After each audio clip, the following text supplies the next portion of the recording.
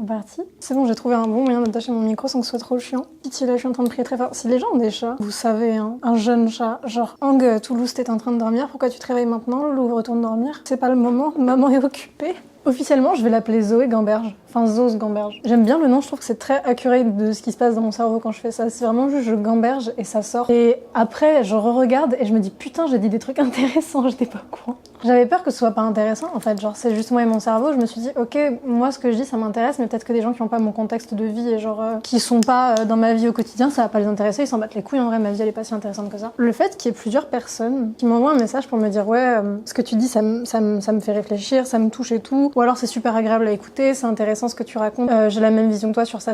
Je vous jure, ça me fait tellement du bien de me dire genre j'ai cette conscience que dans mon cerveau il se passe plein de choses, j'ai plein de réflexions sur ce sens de wow, 1, 2, 3, 4, 5.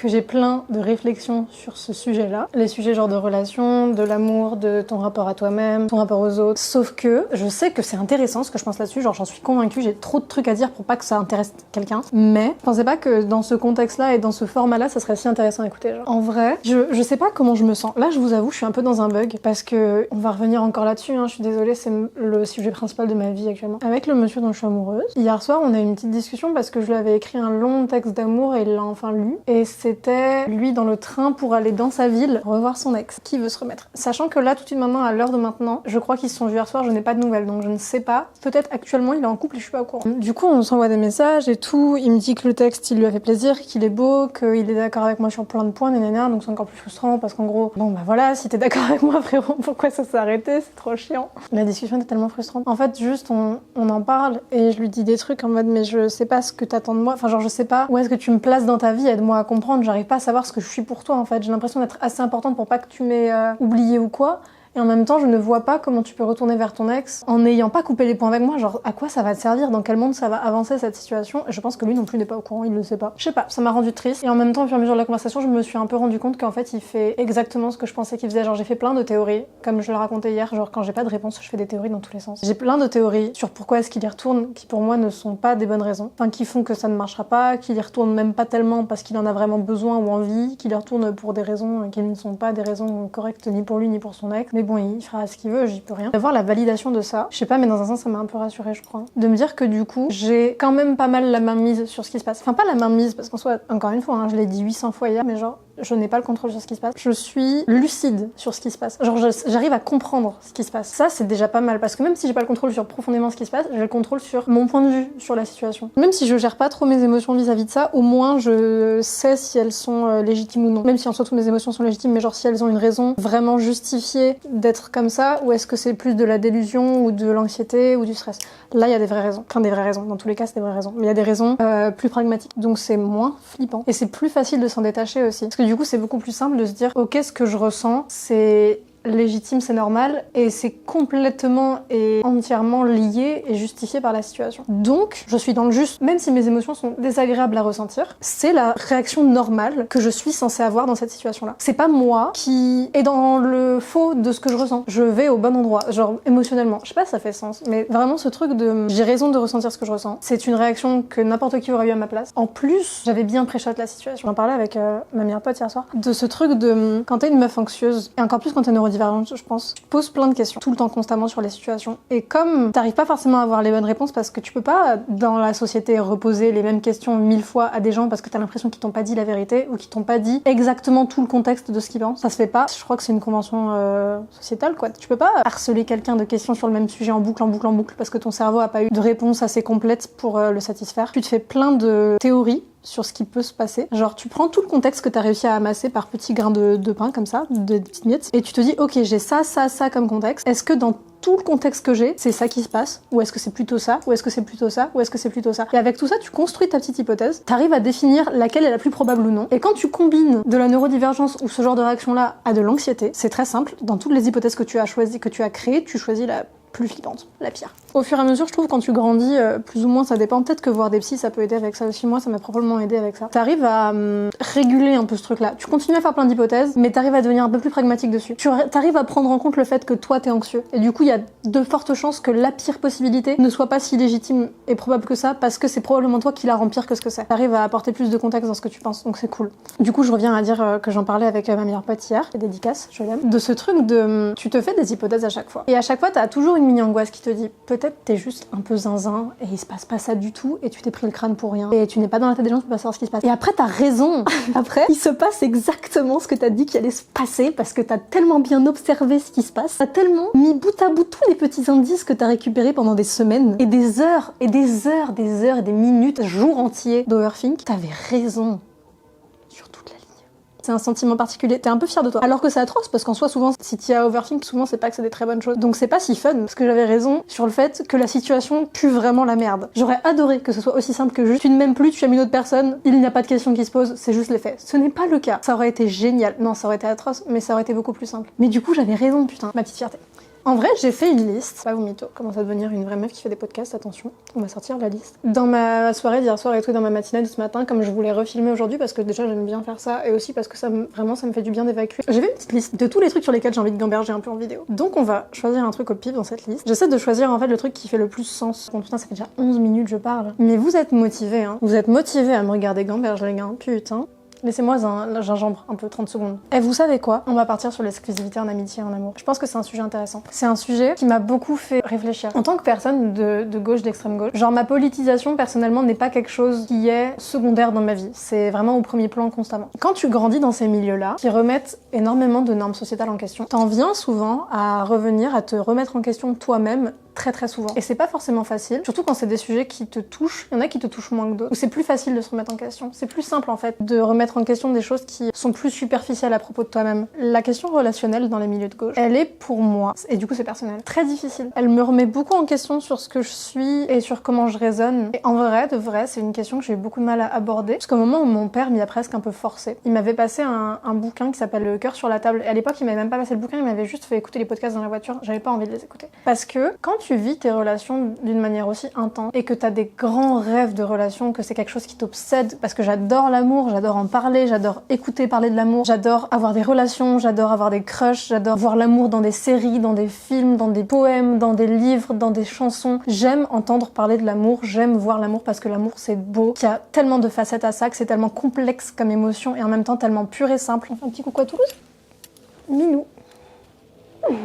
Du coup, je disais, mon père m'avait un peu presque forcé à avoir cette réflexion-là de est-ce que mes schémas relationnels, est-ce que la façon dont j'appréhende l'amour et surtout la façon dont j'appréhende mes relations, est-ce qu'elle me ressemble parce que c'est moi ou est-ce que c'est quelque chose qui m'a été imposé par la société et qui du coup peut être sur certains points mauvais pour moi ou questionnable ou des choses qui me ressemblent pas? Est-ce que mon mode de relation, est-ce que ma façon d'avoir des relations avec des gens, elle est en accord avec qui je suis, en accord avec mes besoins? Ou est-ce que je me retiens ou est-ce que je me braque sur certaines choses parce qu'on m'a appris à le faire. Sachant que l'amour dans la société, c'est quelque chose qui a été extrêmement bridé sous plein de formes. Le mode relationnel par excellence de la monogamie, où tu te maries, tu fais des enfants, tu restes avec la même personne toute ta vie, si t'as de la chance, d'un homme avec une femme, comme la société nous a appris à y penser sur un schéma un peu patriarcal, carrément patriarcal. C'est compliqué de se défaire de ce mode de réflexion-là parce qu'en fait, il est partout. Mais vraiment partout. Déjà, les Disney, tous les films avec lesquels tu grandis, les relations hétéronormées et hétérosexuels dans notre société nous ont été rabâchés, mais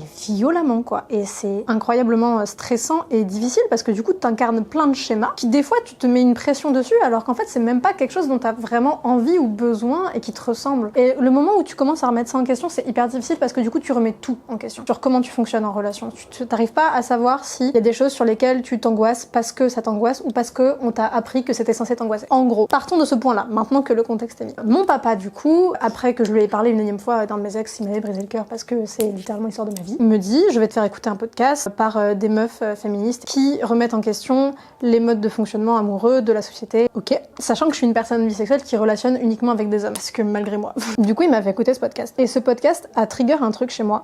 Profondément, ça me mettait une anxiété. J'avais la boule au ventre de me dire tout ce en quoi je crois, la raison que j'ai de vivre, à cette époque-là encore plus, beaucoup moins maintenant parce que j'ai grandi, Dieu merci. Mais à l'époque, vraiment, je vivais pour mes relations relation, enfin c'était la seule chose qui me faisait avancer au quotidien quoi.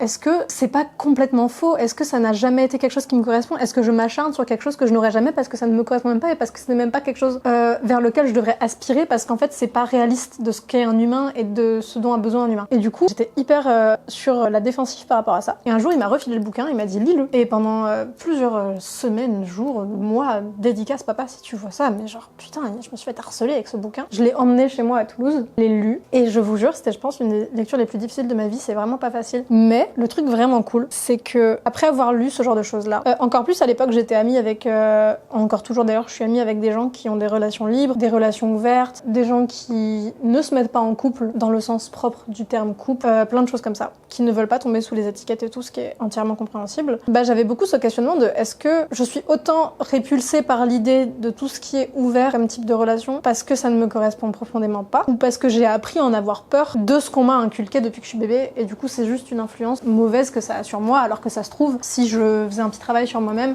ça me correspondrait beaucoup plus, ça m'enlèverait des angoisses et ce serait des relations qui me rendraient plus épanouie et qui me feraient plus plaisir. Et du coup j'ai lu ce bouquin et tout, ça a été trop difficile, il y a vraiment des passages que j'ai absolument détesté lire parce que ça m'a remise dans un questionnement absolument atroce. En vrai j'en ai appris quelque chose qui est que ce qui est cool c'est que mon mode de fonctionnement en couple est extrêmement hétéronormé dans le sens où je ne relationne qu'en relation exclusive, que j'ai tendance à être jalouse. Pour moi, la jalousie, c'est pas quelque chose de mauvais. Ça, on en parlera aussi, mais pour moi, c'est pas une mauvaise chose, la jalousie. Toute ma façon de relationner avec les hommes avec qui je relationne, elle est comme elle est, parce que moi, probablement un peu parce que la société aussi, mais j'ai fait le chemin pour me poser vraiment les bonnes questions. Je me suis éduquée là-dessus, et maintenant, je peux dire, en ayant les infos, et en y ayant réfléchi, et en ayant travaillé là-dessus, que les modes de relation plus ouverts, donc la non-exclusivité, ne me correspondent pas. C'est pas quelque chose qui est fait pour moi, c'est pas quelque chose qui m'épanouit, c'est pas quelque chose qui me convient dans ma vie de tous les jours, c'est pas quelque chose avec lequel je serais à l'aise. Donc ça, c'est un peu un truc dont je suis un peu fière. Genre, j'ai fait le travail là-dessus. Et ça me permet aussi d'être beaucoup moins dans un truc d'imposteur presque, dans des milieux militants qui parlent de ces choses-là, parce que je sais que c'est pas quelque chose qui m'a été imposé comme type de relation, c'est quelque chose que j'ai choisi de continuer à avoir. Parce que je sens que c'est quelque chose qui fait plus pour moi que les autres modes de relation qui peuvent exister, même si en soi, il n'y a pas de mode par excellence, c'est tout le monde fonctionne comme il fonctionne et ça devrait être juste ça. Je trouve que on en parle beaucoup pour les relations, on n'en parle pas beaucoup pour l'amitié. Et pour moi, ça a été un truc un peu difficile, le fait... Ah mon loulou, le chat qui passe encore une fois. Si je m'arrête de parler, des fois, c'est juste qu'il y a mon petit bébé qui passe. Là, sur le canapé avec maman.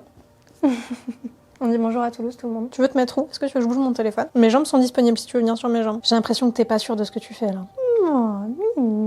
Il est pile contre ma jambe, vous le voyez pas. Vous avez pas de chance. Ayez un chat dans votre vingtaine, hein. Vous allez avoir le cœur brisé quand vous aurez 40 ans, mais c'est très agréable comme mode de vie. Même si c'est littéralement avoir un enfant. Vraiment. Genre, je dois calquer mon mode de sommeil sur le sien. Après, c'est normal, c'est un enfant. De quoi je parlais? Je pense qu'il me faudrait un prompteur. Ou il me faudrait quelqu'un derrière la caméra pour me dire tu en étais là. C'est de ça que tu es en train de parler. Ou alors pour me brider, pour me dire non, tu pars trop loin. C'était pas du tout ça que t'étais en train de dire. Putain, l'exclusivité dans les amitiés. Oui, ok, got it. J'ai un truc, personnellement. Putain la vache, on va parler d'autre chose que d'amour. Incroyable. Si, en soi, c'est une forme d'amour. On va parler d'autre chose que de l'amour romantique. Quand j'étais petite, au collège, j'ai eu une meilleure amie dont on avait une relation très toxique et elle était toxique parce que c'était le type de meuf qui a été biberonnée à la télé-réalité, aux idéologies d'extrême droite, à tout ce que devrait être une femme, c'est-à-dire épilée, enfin bref, le corps féminin comme imaginé par le patriarcat. Du coup, j'ai été biberonnée à ça à travers cette meuf. Malgré tout ça, on était extrêmement proches et il y avait ce truc de c'est vraiment ma meilleure amie avec le mot ma, l'adjectif possessif, en grosses lettres, en majuscule, c'est ma meilleure pote. Une fois que j'ai grandi et que je suis arrivée 3e, 4e, on a eu des gros divergents, notamment sur des choses qui ont pu m'arriver, qu'elle n'a pas du tout été présente pour moi ou des choses comme ça, qui m'ont fait m'éloigner d'elle et au final, au fur et à mesure, quand je suis arrivée au lycée, on a arrêté de se parler. Cette meuf-là, je n'ai jamais eu personne jusqu'à aujourd'hui où j'ai eu ce même sentiment de c'est ma meilleure copine. Et ça m'a toujours grave blessée. Genre j'ai grandi en ayant ce truc d'avoir l'impression d'être jamais la personne qui est à la première place, la personne la plus importante dans la vie de quelqu'un d'autre. Et pendant très longtemps, ça a été le cas avec mes ex aussi, avec mes copains, où j'étais pas la première personne. Il y avait forcément leur meilleur pote à eux qui était avant moi, qui passait avant mes besoins, qui passait avant moi. J'étais pas la priorité de la vie de ces gens-là. Et en plus, j'ai grandi en ayant cette notion de mon copain, ma copine, mon partenaire doit être ma priorité absolue dans ma vie. Ce qui n'est pas le cas. Mais j'ai jamais été la première personne pour quelqu'un. Alors là, récemment, ça a été le cas, donc c'est cool parce que pas ma dernière relation, mais celle d'avant qui a duré un petit moment, j'ai vraiment été cette première personne et ça a été la première personne pour moi dans ma vie et c'est quelque chose d'extrêmement safe que je souhaite à tout le monde d'expériencer un jour parce que c'est extrêmement rassurant. Tu n'as pas de doute sur le fait que quelqu'un passe au-dessus de toi ou non. Surtout quand t'es quelqu'un comme moi qui se compare, c'est une safe place absolue. Mais je trouve que c'est hyper difficile. En amitié aussi, pour moi, c'est extrêmement compliqué de ne pas me sentir menacée ou de ne pas me sentir jalouse de la relation que vont avoir mes amis avec d'autres personnes, par peur que je sois moins une bonne amie que les autres personnes dans la vie de cette personne-là, par peur que je sois moins importante. Et du coup, il y a beaucoup ce truc-là qui est hyper compliqué à gérer en vrai, parce que du coup, t'as jamais cette notion d'appartenance profonde vraiment. Et en plus, beaucoup de personnes ont des amis d'enfance. J'ai déménagé 5 fois et c'est hyper difficile, je trouve, de naviguer le monde en ayant l'impression que tout le monde a son duo par définition, genre a vraiment la personne vers qui elle va se tourner en premier instar, sa safe place absolue. Et moi, je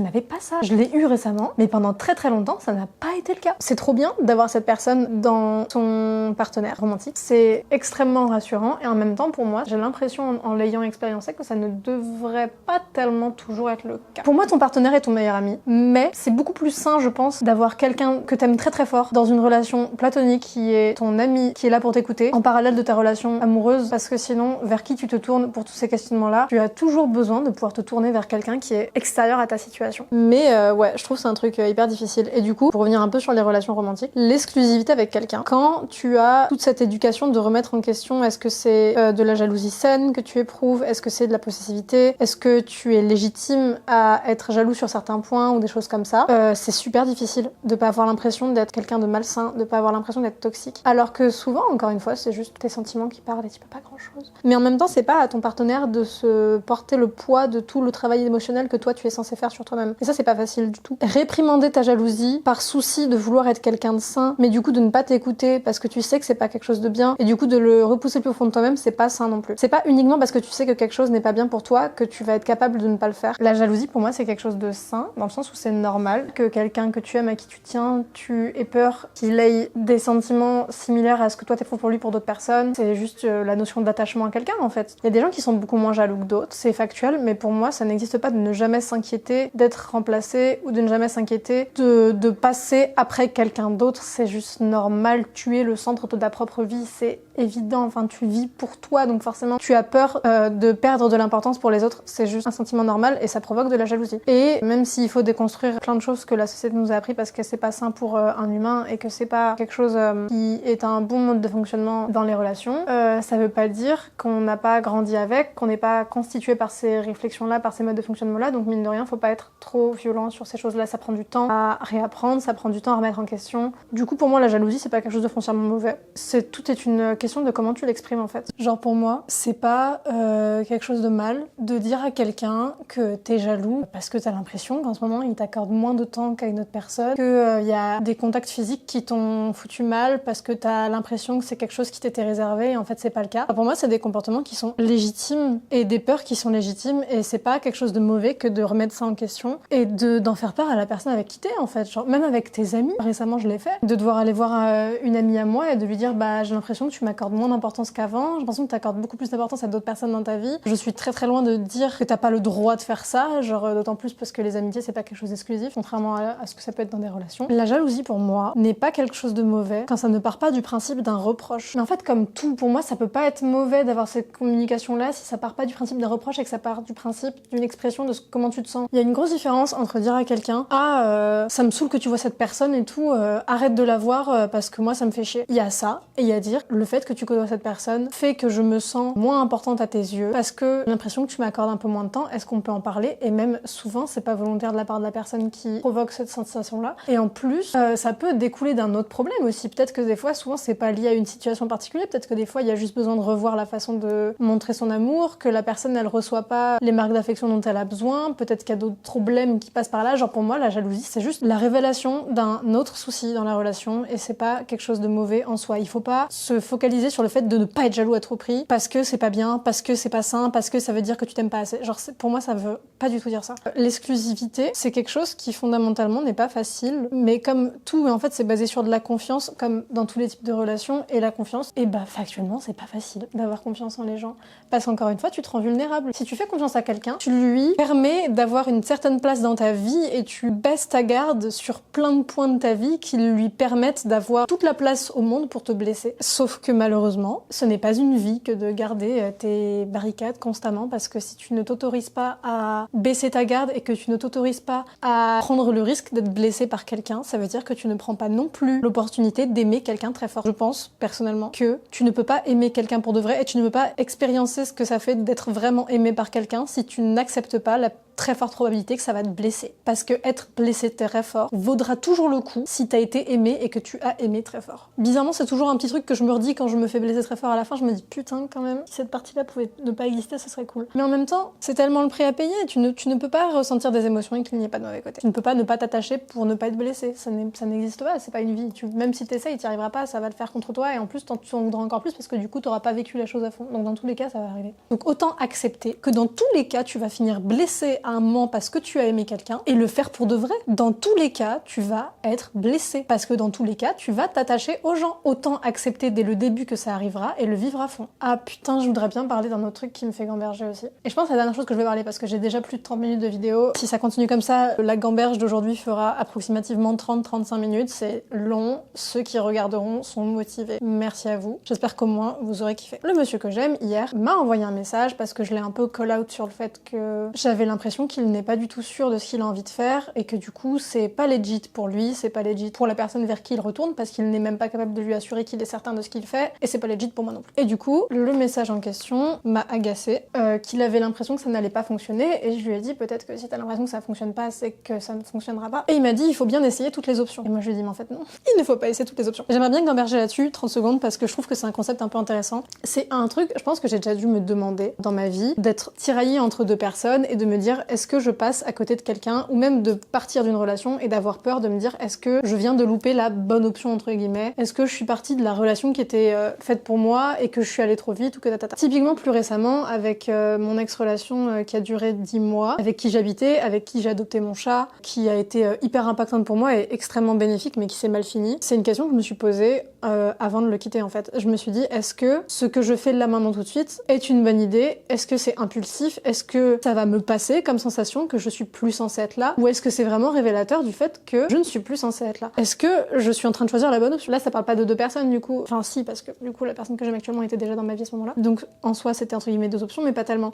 Parce que justement, et c'est là je pense que ce qui fait que je suis dans une situation de merde, c'est qu'en gros moi j'ai fait ce travail-là, la personne en face ne l'a pas fait. Je me suis interdit de voir les deux personnes dans ma vie actuellement comme option 1, option 2. Parce que pour moi ça voulait dire que j'allais forcément faire le mauvais choix. Si je considérais qu'il fallait que je fasse un choix entre qui était la meilleure personne dans ma vie pour moi, c'est que j'allais forcément faire un mauvais choix parce que ça veut dire que je partais du principe que j'allais forcément devoir être avec quelqu'un. Ce qui n'est pas le cas. Je me suis interdit ça parce que je me suis dit mais si tu quittes une personne pour une autre, tu vas par définition directement les mettre en parallèle et du coup les comparer et ça veut dire que tu fais un vieux truc de peser le pour et le contre qui pour moi est débile. C'est pas débile mais c'est juste ça ne produira rien de bon en fait. Tu peux pas partir du postulat que tu vas forcément être avec quelqu'un parce que ça veut dire que tu pars d'une personne ou que tu vas avec une personne pour les mauvaises raisons. Parce que ça veut dire que tu vas pour pas être seule. Et c'est pour ça que je me suis interdit de penser ça et qui au final fait que maintenant que j'ai quitté cette relation avec qui j'ai été pendant un moment, je ne regrette pas du tout d'être partie, malgré le fait que maintenant je me retrouve toute seule, que la personne avec qui j'ai été juste après lui, ça ne s'est pas bien fini, malgré là où j'en suis maintenant. Genre si j'avais su au moment où je l'ai quitté que la relation vers laquelle j'allais après lui n'allait pas fonctionner non plus, je serais quand même partie, parce que c'était pas pour ça que je le quittais, et que du coup je m'assurais à moi-même en faisant ce travail-là sur mon cerveau, en prenant le temps d'y réfléchir, de est-ce que je pars pour les bonnes raisons ou pas, pour moi-même pour après, de ne pas avoir de regrets, parce qu'en fait j'ai pris les décisions en étant sûre que je ne mettais pas toute la responsabilité de mon bonheur et d'avoir fait le bon choix dans les bras de quelqu'un d'autre en fait. En faisant ça, je n'ai pas imposé inconsciemment et malgré moi à la personne avec qui j'ai été après d'être assez bien et que ça se passe assez incroyablement pour que ça ne me fasse pas regretter ce que j'ai quitté avant en fait. Tu peux pas, dans une situation aussi tendue, inconsciemment, sur mon dos, il a mis le devoir d'être assez bien pour lui prouver qu'il a fait le bon choix en quittant la personne avec qui il a été avant moi, je parle du mec que j'aime actuellement. Et il a fait ça dans une période qui est atroce parce qu'on a dû vivre ensemble pendant 3 semaines parce que j'avais plus d'appartement et on était collés ensemble et on n'a pas eu le temps de respirer en fait. Et tout s'est passé beaucoup trop vite, donc dans tous les cas, je n'allais pas être à la hauteur entre guillemets parce que dans tous les cas, je n'étais pas présente de la façon dont je l'aurais été si ça s'était passé d'une façon saine. Donc dans tous les cas, c'était parti pour faire de la merde.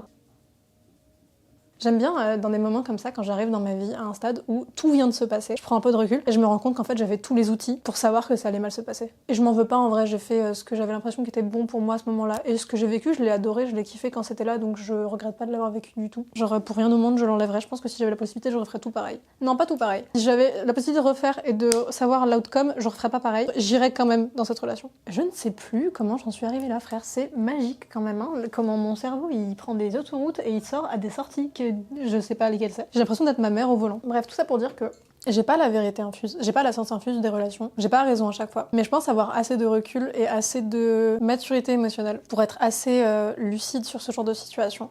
Malgré le fait que je reste quelqu'un d'anxieux, j'ai un TDAH, bref, plein de choses qui font que globalement la vie m'a pas gâtée sur ce niveau-là. C'est très frustrant de savoir qu'il y a des questions auxquelles tu penses avoir les réponses et du coup t'as envie de leur donner la réponse, sauf que malheureusement tu peux le répéter autant de fois tant que eux ne seront pas prêts à le voir, ils ne le verront pas. Et en plus, des fois les réponses qui sont les bonnes réponses pour toi ne sont pas les bonnes réponses pour les autres. Donc c'est tellement frustrant parce que vraiment là actuellement j'ai juste envie qu'il en soit au même niveau de réflexion mentale sur les relations pour qu'on puisse avoir une discussion où il comprend le fait que je lui dise que pour moi il a pris un peu toutes les mauvaises décisions depuis le début, mais c'est tellement frustrant. Je peux pas lui imposer de voir les choses comme moi. Putain, j'ai laissé mon truc de carte ouvert. Je fais un BTS photo, hein.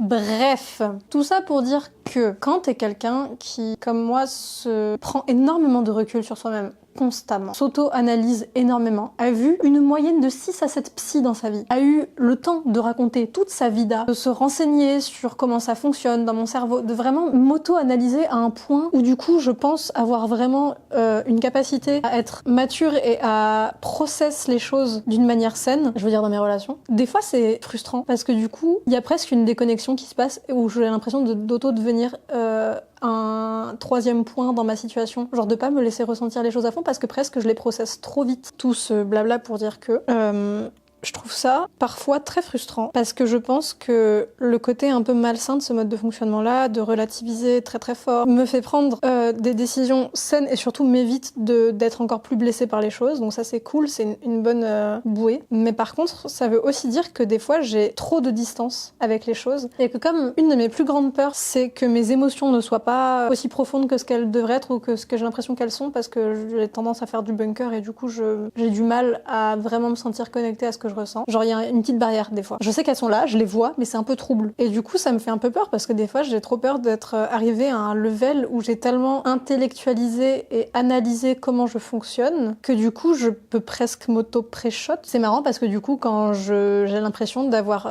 grave le contrôle sur ce que je ressens et d'avoir grave d'avance sur ce qui va se passer dans ma vie, genre de savoir comment je vais réagir à quelque chose et de savoir comment je vais m'en guérir presque avant d'avoir été blessée, genre des trucs comme ça. Des fois je me fais auto-surprendre. Là ça a été un peu le cas avec la personne que j'aime actuellement. Ça a été grave le cas. Genre, je me suis fait surprendre. Je pensais pas que j'allais être touchée aussi fort. Genre, je pensais vraiment pas que ça allait me faire arriver à un point où je remets en question des barrières que je me suis mises depuis des années et des années sur ma façon de gérer les choses. Me faire rechuter de 3 ans en arrière de comment je gère des situations où je suis pas bien et tout, genre. Ce n'est pas grave de faire des retours en arrière, ce n'est pas grave d'avoir l'impression d'avoir progressé et de refaire des rechutes. C'est pas grave d'avoir l'impression de réavoir 16 ans alors que tu vas en avoir 21. Ça arrive, c'est la vida. Sur ce, on va dire au revoir à Toulouse. Toulouse vous dit au revoir. Bisous bisous à ceux qui sont arrivés jusqu'au bout de la vidéo parce que franchement vous êtes motivés là-dessus. Je vous aime, gros love.